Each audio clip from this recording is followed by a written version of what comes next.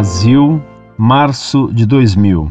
O objetivo que tenho ao escrever este texto não é ofender, mas esclarecer alguns equívocos do texto sobre o presbiterianismo em resposta a uma pergunta enviada.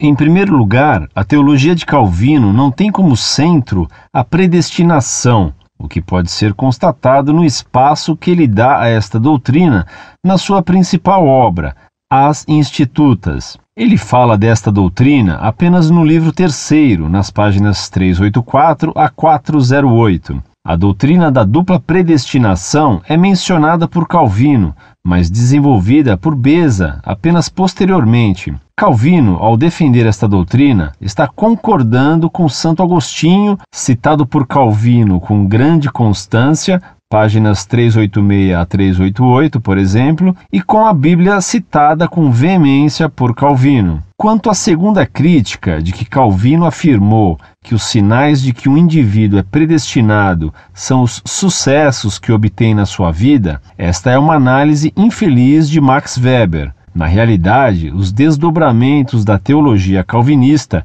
inicialmente por Beza e posteriormente na Inglaterra, com os puritanos, é que conduziram a teologia reformada calvinista a inserir estes conceitos, que são errados e não têm paralelos com Calvino. O livro 4º de Calvino é um tratado de eclesiologia aplicada a Genebra, sendo este um dos governantes da cidade, o que mostra que todas as referências à vida econômica são feitas sob a perspectiva de uma cidade com muitos miseráveis que necessitavam de auxílio para melhorarem socialmente. Estes miseráveis eram o legado do feudalismo, cujos maiores senhores feudais eram os bispos católicos. Calvino aconselha que estes homens produzam e vendam suas mercadorias, porque isto seria uma forma de obterem renda para se sustentarem. Esta atitude deu certo. Uma população de miseráveis desapareceu quase por completo, sendo desenvolvida uma atividade comercial intensa,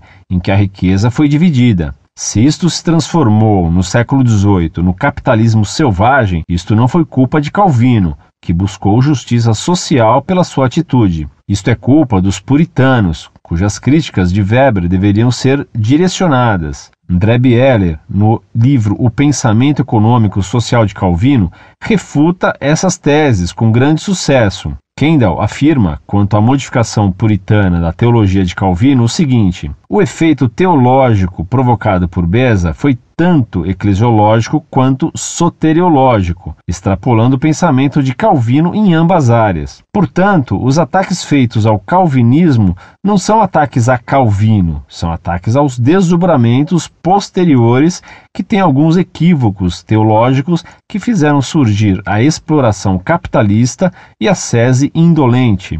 Quanto ao livre-arbítrio, Calvino defende que este existia para Adão. Após a queda, o homem é, para Calvino, totalmente depravado. Para que isto seja considerada uma heresia, não basta refutar sem ler Calvino. Este deve ser lido com cuidado, para que se compreenda que sua teologia é bíblica. Veja o livro 2º, páginas 75 a 100, Defesa do Livre-Arbítrio para Adão, livro 1º, páginas 211 e 212. Este texto não tem a pretensão de expor com maiores detalhes aspectos do presbiterianismo, mas, se houver interesse nisto, certamente estou à disposição. Prezado Salve Maria. Agradecemos sua mensagem e compreendemos que você queira defender o que julga ser verdade. O fato de que a questão da dupla predestinação ser tratada por Calvino em 24 páginas ou em 200, nada muda na substância da tese. Você mesmo escreve que, quanto ao livre-arbítrio, Calvino defende que este existia para Adão. Após a queda, o homem é, para Calvino, totalmente depravado. Para que isto seja considerada uma heresia, não basta refutar sem ler Calvino. Este deve ser lido com cuidado para que se compreenda que sua teologia é bíblica. Veja o livro 2, páginas 75 a 100. Defesa do livre-arbítrio para Adão. Livro 1, página 211, 212p. Portanto, segundo suas próprias palavras, Calvino admitia que o homem, depois da queda de Adão, não possui livre-arbítrio. Desse modo, as ações do homem não são livres, e se ele vai para o céu ou o inferno, isso é independente de sua vontade. Deus é que determina a salvação e a perdição do homem. Logo, Calvino defende a dupla predestinação. Repito, se ele disse isso em 24 páginas, ou como você, em 3 linhas, pouco importa. Ele defendeu a dupla predestinação, que é contrária à justiça de Deus, contrária à revelação e contrária à razão. Santo Agostinho jamais defendeu essa heresia. Se Beza, outro herege, ou se os puritanos tiraram as consequências lógicas dessa doutrina de Calvino, não há como inocentar o tirano de Genebra. Ele plantou uma árvore má. Ela só podia dar os frutos que deu. Você erra também ao dizer que a situação de miséria existente em Genebra era fruto do feudalismo, e erra ao afirmar que os bispos eram os maiores aproveitadores do sistema feudal.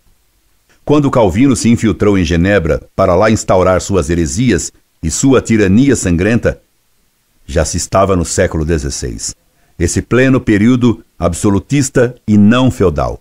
O feudalismo estava já praticamente abandonado, vivendo a Europa em regime mercantilista. Você procurou defender Calvino dizendo que ele não foi o responsável pelos desdobramentos posteriores de sua doutrina. Diz você. Portanto, os ataques feitos ao calvinismo não são ataques a Calvino. São ataques aos desdobramentos posteriores que têm alguns equívocos teológicos que fizeram surgir a exploração capitalista e a sese indolente. Repito, se os desdobramentos do calvinismo foram errados, é porque a semente do erro já estava em sua heresia inicial. Na verdade, estavam já nos princípios da própria reforma de Lutero. Lutero plantou a árvore, Calvino a desenvolveu.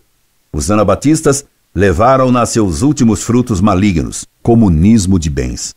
Quanto ao massacre dos calvinistas, invasores do Rio de Janeiro, você omite exatamente que foram eles os invasores. E se você se interessa por massacres, você deveria ler algo sobre o que fizeram os piratas calvinistas com os 40 jesuítas chefiados por Inácio de Azevedo. E já que está no tema, explicar também como foi a justiça estabelecida por Calvino em Genebra. Incorde e aso semper, Orlando Fedeli.